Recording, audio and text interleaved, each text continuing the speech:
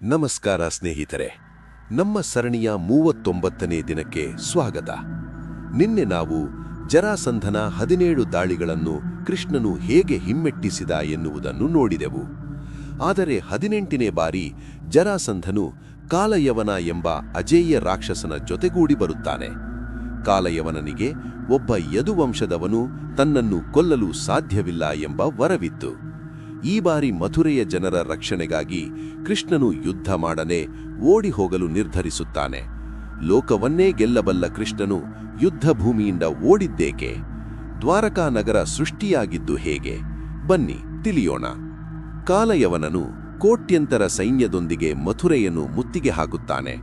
ಯುದ್ಧ ನಡೆದರೆ ಅಮಾಯಕ ಮಥುರೆಯ ಜನರು ಬಲಿಯಾಗುತ್ತಾರೆ ಎಂದು ಕೃಷ್ಣನಿಗೆ ತಿಳಿದಿತ್ತು. ತನ್ನ ಅಹಂಕಾರಕ್ಕಿಂತ ಜನರ ಪ್ರಾಣ ಮುಖ್ಯವೆಂದು ಭಾವಿಸಿದ ಕೃಷ್ಣನು ಶಸ್ತ್ರತ್ಯಾಗ ಮಾಡಿ ಯುದ್ಧ ಭೂಮಿಯಿಂದ ಓಡಲು ಶುರು ಮಾಡುತ್ತಾನೆ. ಇದನ್ನು ಕಂಡು ಶತ್ರುಗಳು ಅವನನ್ನು ರಣಛೋಡ, ಅಂದರೆ ಯುದ್ಧ ಬಿಟ್ಟು ಓಡುವವನು ಎಂದು ಗೇಲಿ ಮಾಡುತ್ತಾರೆ. ಆದರೆ ಆ ಓಟದ ಹಿಂದೆ ಒಂದು ಮಹಾನ್ ಉದ್ದೇಶವಿತ್ತು. ಕಾಲಯವನನನ್ನು ಒಬ್ಬ ಶಕ್ತಿಶಾಲಿ ವ್ಯಕ್ತಿಯ ನಿದ್ದೆಯಿರುವ ಗುಹೆಯ ಕಡೆಗೆ ಕೃಷ್ಣನು ಸೆಳೆಯುತ್ತಾನೆ.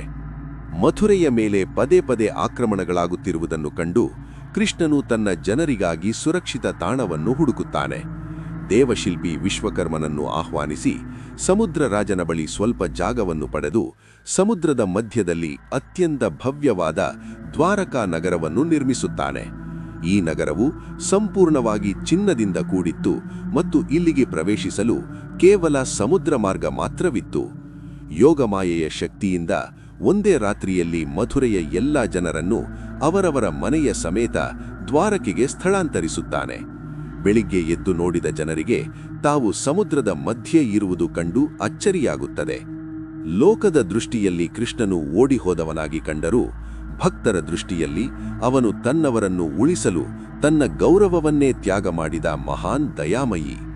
ರಣಛೋಡ ಎಂಬುದು ಕೃಷ್ಣನಿಗೆ ಅವಮಾನದ ಹೆಸರಲ್ಲ, ಅದು ಅವನ ರಣತಂತ್ರ ಮತ್ತು ಕರುಣೆಯ ಸಂಕೇತ.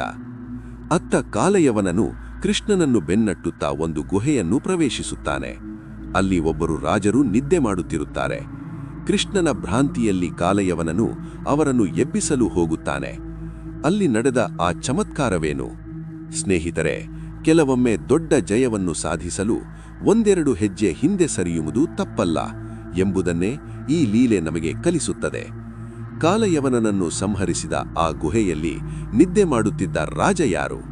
ಅವರ ಕಣ್ಣಿನ ನೋಟಕ್ಕೆ ಕಾಲಯವನ ಭಸ್ಮವಾದದ್ದು ಹೇಗೆ?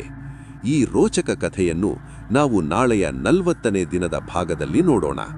ವಿಡಿಯೋ ಲೈಕ್ ಮಾಡಿ ಮತ್ತು ಜೈ ಶ್ರೀ ಕೃಷ್ಣ ಎಂದು ಕಾಮೆಂಟ್ ಮಾಡಿ. ಧನ್ಯವಾದಗಳು.